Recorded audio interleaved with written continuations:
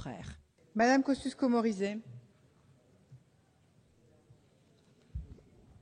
Merci Madame la Présidente, Monsieur le Ministre, mes chers collègues. Je voudrais appeler votre attention à tous sur la différence qui existe entre des efforts et des sacrifices. Alors, je suis, comme j'en suis sûr beaucoup d'entre vous, intimement convaincus que les Français sont prêts à faire des efforts.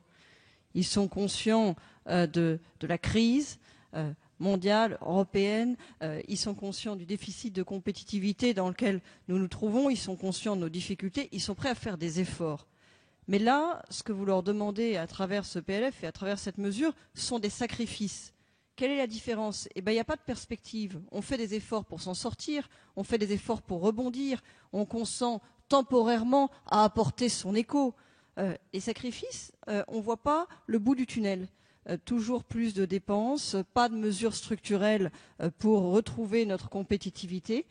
Voilà la différence entre les efforts et les sacrifices. Et ce n'est pas par hasard que dans le dernier sondage de BVA de cette semaine, une majorité écrasante de Français dit que ce gouvernement n'est ni juste ni efficace, 69% quand même qui disent qu'il n'est pas efficace, c'est parce qu'ils voient bien que ce ne sont pas des efforts, mais plutôt des sacrifices.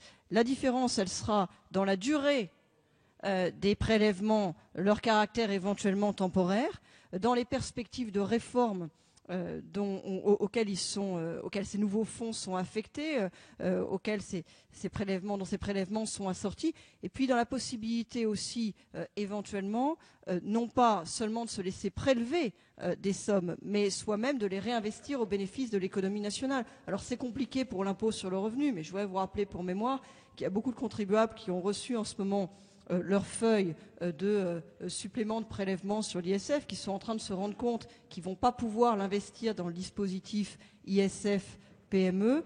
C'est pourtant un dispositif qui permet de conjuguer intelligemment l'effort individuel et l'intérêt de la nation, des entreprises, de la croissance, de l'emploi. Définitivement, on leur demande des sacrifices.